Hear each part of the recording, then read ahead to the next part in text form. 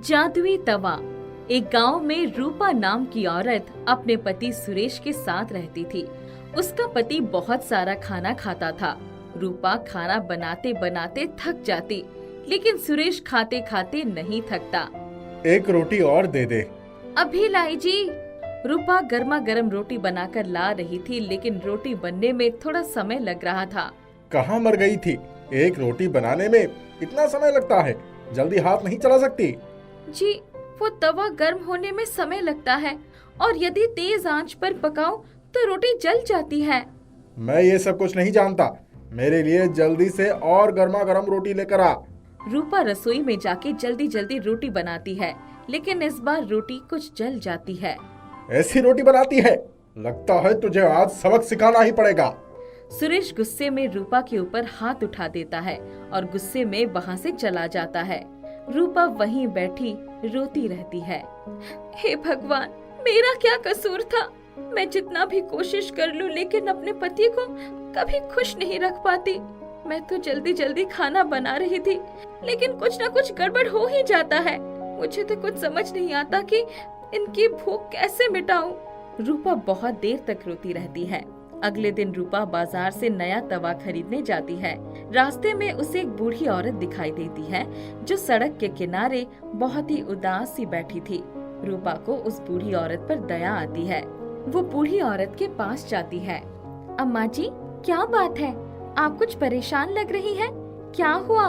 मुझे बताइए, शायद मैं आपकी कोई मदद कर पाऊं। रूपा की बात सुनकर बूढ़ी औरत रोने लगती है और कहती है, क्या बताऊं बेटा, 4 दिन से कुछ नहीं खाया। बहुत भूख लगी है, लेकिन अन्न का एक दाना मुंह में नहीं गया। कुछ खरीद कर खा सकूं, इसके लिए मेरे पास पैसे नहीं है। लगता है आज भी यूं ही भूखा रहना पड़ेगा। अम्मा, आप मेरे साथ मेरे घर चलिए, मैं आपको गर्मा गर्म खाना खिलाऊंगी। तुम सच कह रही हो बेटी? हाँ माँ जी, चलिए मेरे साथ मेरे घर चलिए। बूढ़ी औरत खुशी खुशी रूपा के साथ उसके घर आती है। रूपा उसके लिए गर्मा गर्म रोटियां बनाती है, जिसे बूढ़ी औरत बड़े ही चाव से खाती है। बूढ़ी औरत रूपा को खूब सारा आशीर्वाद देकर वहाँ से जाने लगती है। अम्मा, इसे अपना ही घर समझिए। आप कल इसी समय आ जाइए, मैं आपके लिए गर्मा गर्म खाना तैयार रखूंगी। अगले दिन बूढ़ी औरत रूपा के घर आती है और रूपा उसे पेट भर खाना खिलाती है। ये सिलसिला चल पड़ता है। प्रतिदिन बूढ़ी औरत रूपा के घर आ जाती और उसके हाथ का खाना खाती। एक दिन जब बूढ़ी औरत रूपा के घर जाती है, तब रूपा रो रही होती है, क्योंकि उस दिन भी उसके पति ने उस पर हाथ उठाया था। बूढ़ी औरत उसके रोने का कारण पूछती है, तो रूपा रोते रोते उसे सारी बात बता देती है। बूढ़ी औरत को रूपा पर बहुत दया आती है और वो उसे अपने साथ चलने को कहती है। कहाँ जाना है अम्मा जी? बेटी, तूने कोई रिश्ता ना होते हुए भी इंसानियत के नाते मेरी सेवा की, बदले में तेरी सहायता करना मेरी फर्ज है। रूपा बूढ़ी औरत के साथ चल पड़ती है। बूढ़ी औरत उसे गांव से दूसरे एक पुराने से महल में लेकर जाती है। ये किसका महल है अम्मा? ये महल मेरा ही है बेटी। मैं अपने परिवार के साथ इस महल में रहती थी। मेरे पति के स्वर्गवास के बाद मेरे बच्चे मुझे यहाँ अकेले छोड़ विदेश में जा बसे। मैं जैसे तैसे इस महल में अकेले जीवन गुजार रही थी कि एक मुसीबत आ गई। कैसी मुसीबत अम्मा? इस महल के पीछे जंगल में एक भयानक राक्षस आ गया और जब भी मैं महल में अपने लिए खाना पकाती, वो राक्षस खाने की खुशबू से यहाँ आ जाता और सारा खाना खा जाता। धीरे धीरे उसने इस महल को अपना घर ही बना लिया और यही आकर बस गया। वो इस महल की हर चीज पर अपना अधिकार समझता और किसी को भी इस महल से कुछ भी बाहर ले जाने नहीं देता। यदि वो राक्षस यही है, तो आप मुझे यहाँ क्यों लाए? चलिए यहाँ से जल्दी से निकलते हैं, इससे पहले कि वो राक्षस यहाँ आ जाए। डरो मत, आज वो यहाँ नहीं आएगा। आज पूर्णिमा है। वो राक्षस हर पूर्णिमा में राक्षसों की देवता की पूजा करने दूर जंगल में बनी गुफा में जाता है। मैं तुम्हें यहाँ इसलिए लाई हूँ क्योंकि मैं तुम्हें कुछ देना चाहती हूँ। बूढ़ी औरत एक कमरे में रखे एक बड़े से संदूक को खोलती है। संदूक में बहुत से बर्तन रखे थे। बूढ़ी औरत उस संदूक में से एक तवा निकालकर रूपा को दे देती है। ये लो बेटी, ये तवा ले जाओ। ये तवा तुम्हारे पति की भूख को शांत करने में तुम्हारी मदद करेगी। लेकिन अम्मा जी, अभी अभी तो आपने कहा कि इस महल से कोई भी चीज बाहर नहीं ले जा सकते, तो फिर मैं ये कैसे ले जा सकती हूँ? बेटी, ये तवा मेरी शादी के समय मेरी माँ ने मुझे दिया था। ये घर का नहीं बल्कि मेरे मायका का है, जो इस घर से अलग है, इसलिए तुम ये तवा ले जा सकती हो। रूपा खुशी खुशी वो तवा घर ले आती है। शाम को जब सुरेश घर आता है और खाना मांगता है तो रूपा उसी तवे पर रोटी बनाती है। वो जैसे ही तवे पर रोटी डालती है, रोटी तुरंत ही बन जाता है। रूपा बहुत ही हैरानी से देखती है। वो एक और रोटी बनाती है। जैसे ही तवे पर आटा रखती है, तुरंत ही रोटी बन जाती है। अरे, ये तवा तो आटा डालते ही रोटी बना देता है। तभी तवे से आवाज आती है, मैं कोई साधारण तवा नहीं हूँ, मैं तो एक जादुई तवा हूँ।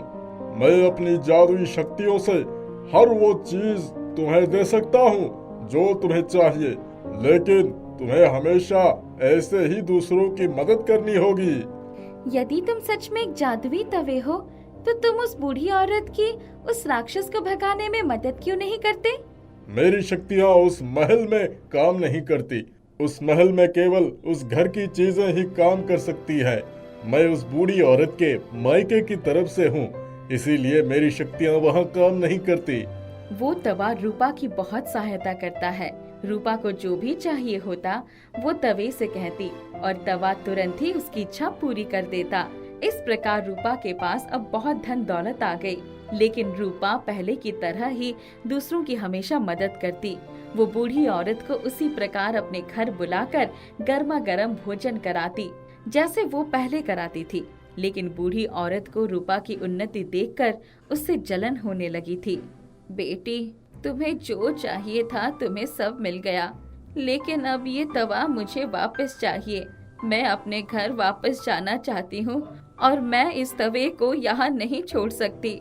रूपा बिना किसी संकोच के वो तवा बूढ़ी औरत को वापस कर देती है।